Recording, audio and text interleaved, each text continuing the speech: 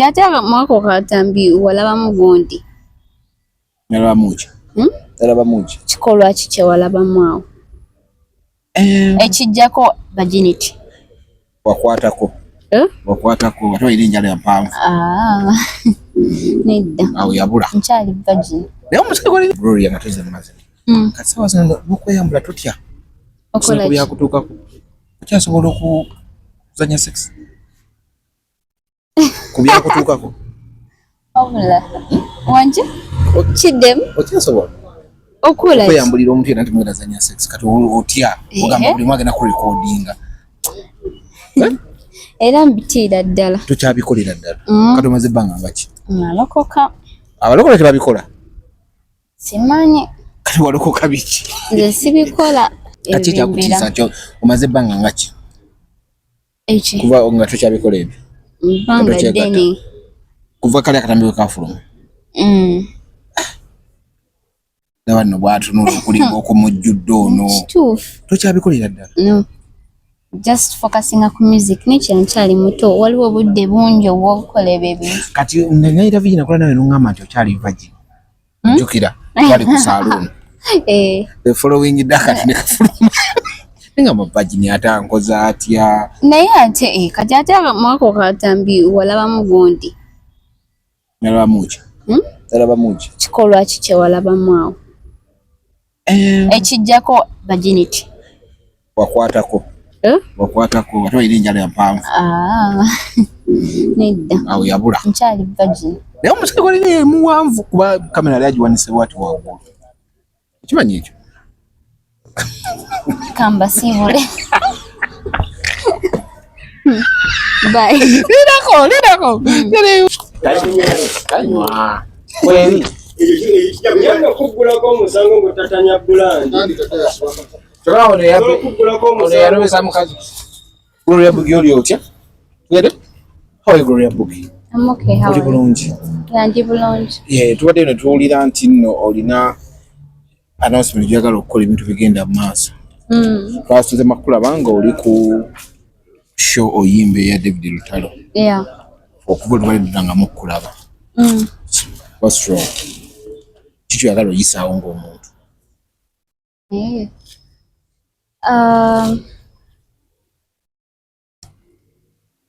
Nandiyagadde okusookera ddala okwetondera Abannayuganda bonna, abantu abakulu bonna kubikwatagana n'akatambi akaafulumizibwa mu September. Akaafuluma mu Butanwa. Bannange ndaba bategeeza sinze yakikola, sinze yakata, ng'era yakata twali tumukwata bakyakola okunoonyereza, tebinnaggwa, naye ndowooza nali sivangayo kwetonda.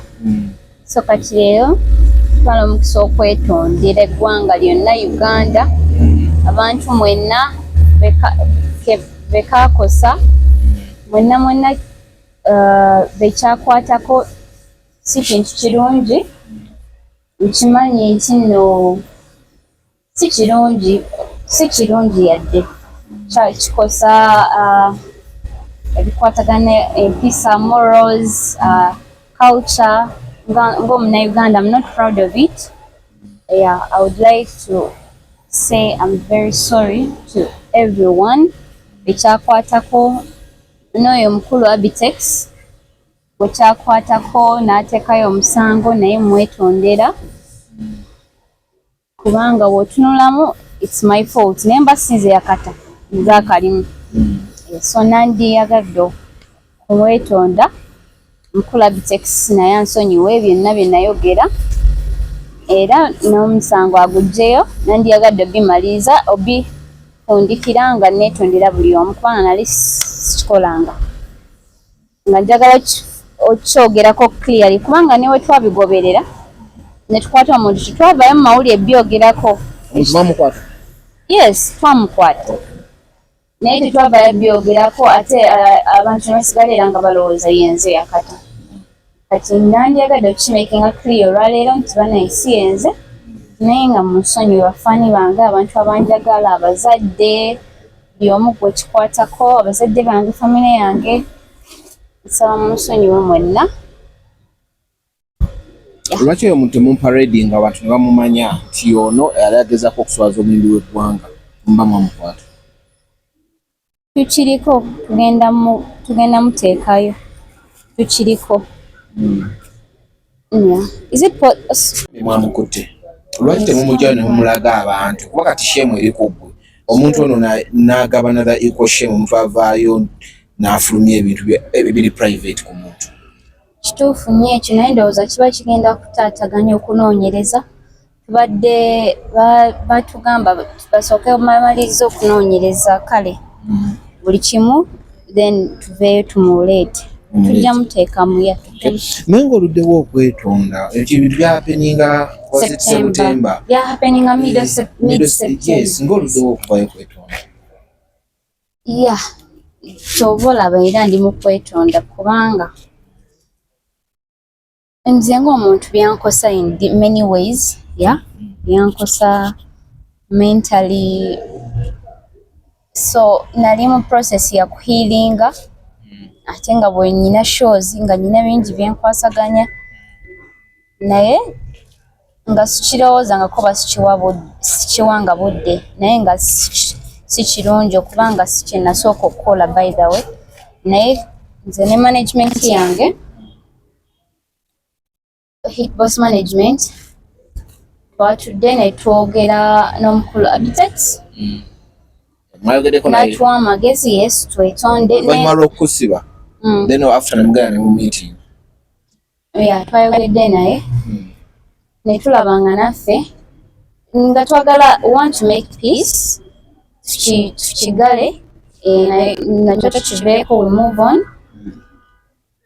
Ne tulabanga it's fit tukola amakulu okuvaayo ne netondera Abannayuganda kubanga naye byali bingi ebimpuuba nga sikirowoozezzaako. Nga if we were to reflecting mu interviews wakolako emabega where you said nti omuntu ono yayina obutambi obulala ngeri oli worried at one time asobola obufulumya.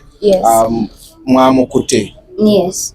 Buli kimu mwakimujje okulaba nti tebiddamu kubaawo because abantu bakolamu copies. Making sure there's nothing you can put to show your nakedness. Yes, making sure that tukyabiriko kyamu nga obakola okunoonyereza okutuconfirm naye twayogera naye making sure nti natasobola kuddamu kuta kintu kirala kyonna. Wagono gwo kugenda mu kamuvi nikesi nga gumuze mu vi gwe yagaba mu kibonerezo ki nga gwe omuntu ng'ovuddeko ebyakooti bagaba ebyabwe naye ngamba nti bannange nze nandiyagadde bamukole bati. Simanyi nakumanya mpaka kati nkyakirowoozaako. Tonafuna kibonerezo kituufu? Yankola bubi nnyo naye nja mulekera amateeka gaddiringe naye. Olunaku lwe baakukwata baakusangawo? Bansanga mu Nnyonyo nali nshutinga video ki? Erulimba lwange olupya baluyita nnene nnyo. Waluwulidde mu Lwafuluma? Lwafuluma naye tayito nga nzito. What's so big? Love.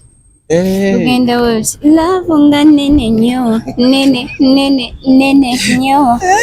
Mutima togoyeza nga nnene nnyo.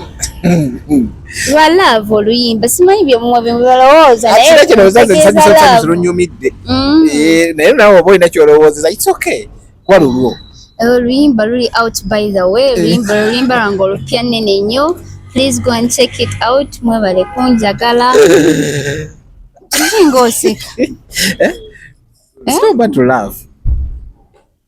Kiki ekikuzesa ennyo? Akayimba kalungi. Akayimba. Someone to have a big love. Yeah. Tekisangika these days. Omuntu ayinza okuba ne love ennene nnyo kale nga ne mu mutima gwe tejjamu. Kati gwe gy'olina tejjamu. Abantu bajja kulowooza kyovula bw'ogimaasamaaza. Gundi.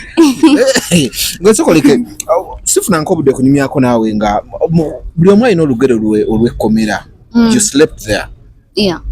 Because nalabako just mu video awo nga bakukimye. At first walowooza ki? really ngolaba you seeing police abantu bali muleya bazze?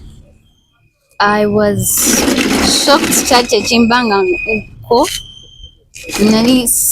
I'd never met policemen before or anything. I'd never been to court or jail anywhere like that.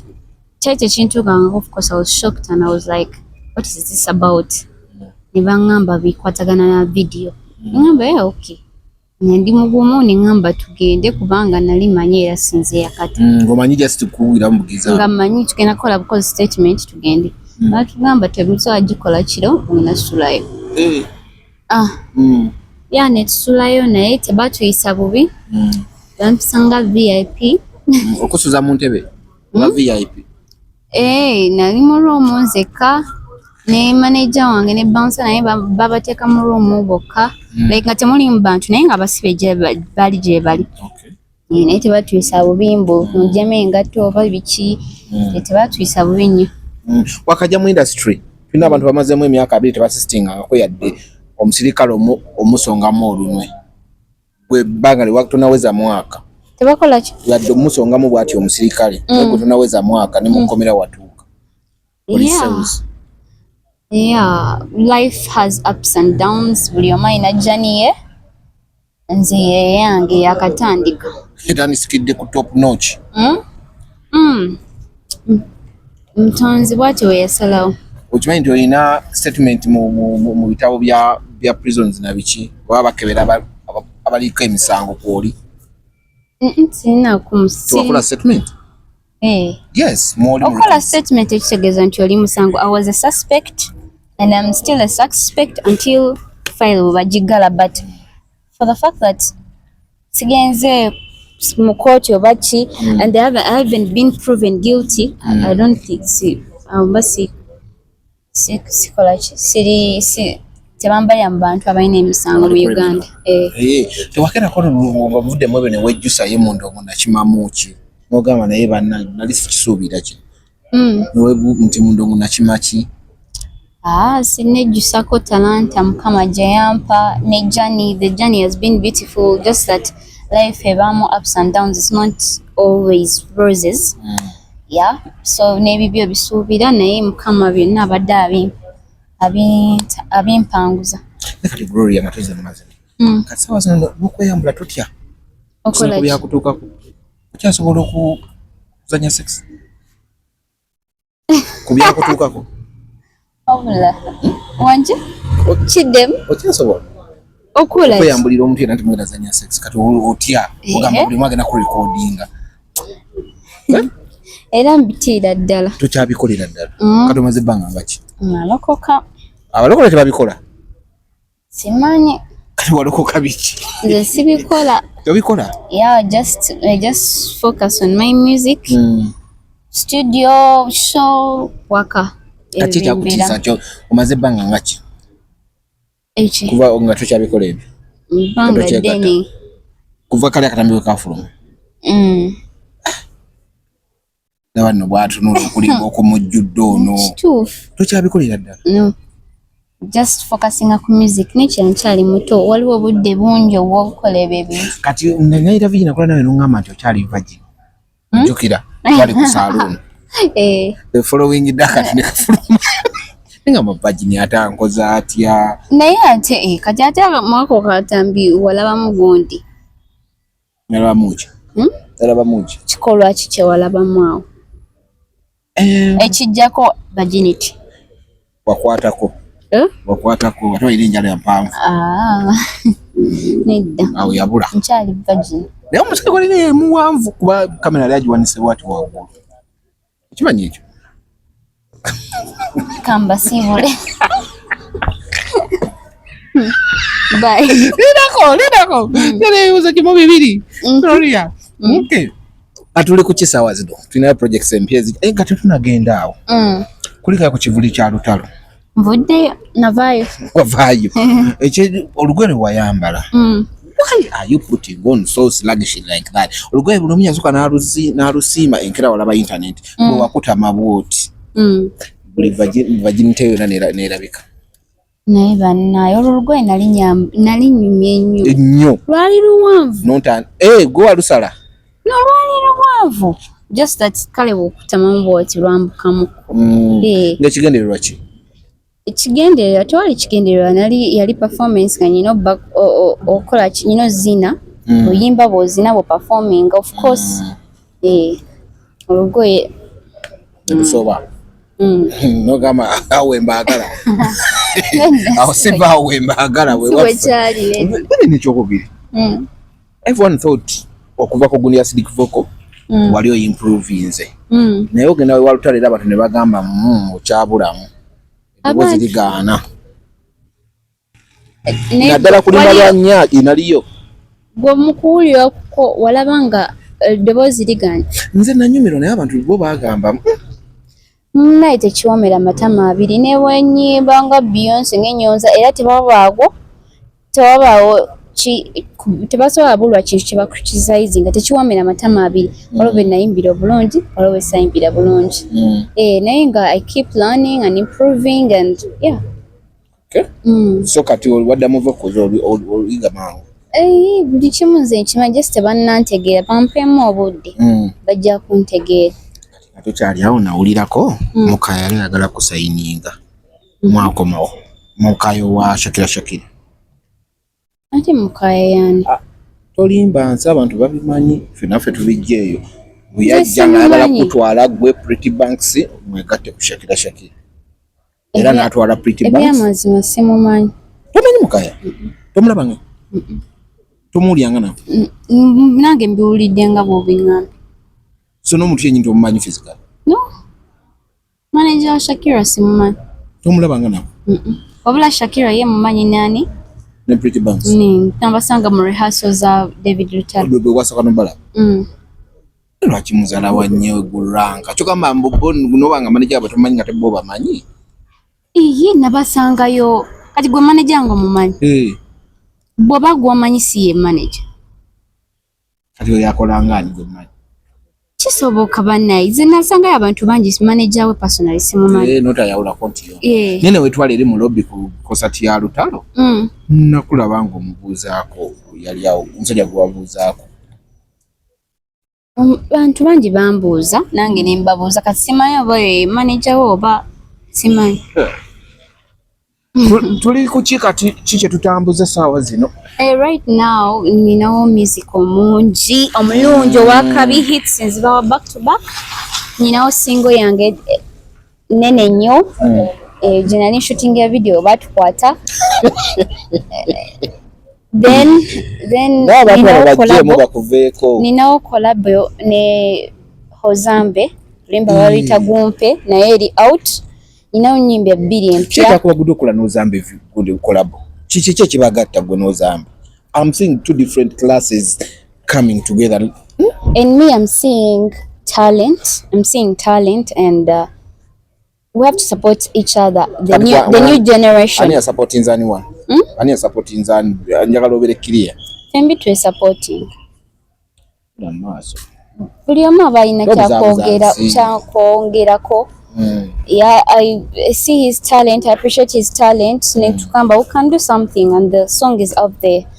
Yeah, go and check it out. Gumpe, Neho Zambe, Nene Nyo by Gloria Buji. Nene Nyo, then Gumpe. Itaito muzija waze mlonga. The titles are so bombastic.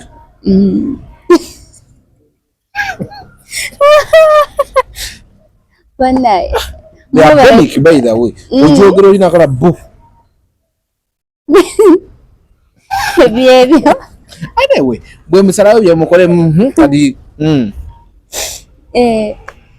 mwebale kumbagira kwagala Gloria Buji mwebalenga kumbukinga by the way. Mweyongere kumbukinga Gloria Buji no checking out my music no kumpushinga mbagala nnyo. Thank you. Nga tumaliza bangamba wasoka ne ba kuwa BMW ne kulema okusasula ne bakuwaamu baja Subaru.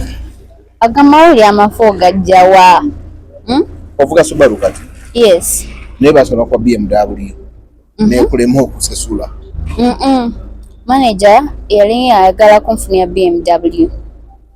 ne tulabanga kubanga amafuta temugalina no nali ntandika butandisi so okuvuga yes I was just still learning tugamba tutandikire mu ntono nga wenjiga then when mala okuyiga n'okumanyira amakubo na buli kimu then we upgrade kati wagamanyira nakavugira ndowooza omwezi gumu kati ng'ovuga n'amakubo nkyagayiga ki kibagatta gwe ne Katrina gwe ne Katrina ki kibagatta business si muyimbi Katrina mukwano gwange business kibagatta Katrina is a business woman akola biki business ya Katrina she's an influencer she's a model she has we myuka gyali abaddeko o billboard emyuka gyali abaddeko soko obuligize banna bw'oba teri wano mu Uganda kitegeeza she's not a model mukubi waawe kyeyo no she's a model she's an influencer she's a business woman she's a aina essence aina business ya cosmetics essence yes aina bintu bingi byakola neto te operating wano wenyini nga sikira products ziri everywhere make some research really yes where's it everywhere yes body oils byebinyiriza byolaba nga bonda bwenti okay but thanks nendowooza okuva ku instance gye wagwako kati mumanyi wali abawala abawabya tebambala nika nga bagatukopa Gloria Bugi kati ozambala nzambala nalokoka oyambala nika olaba otandika okwambala nika Gloria kati onaakomawo mweba neekamba siwule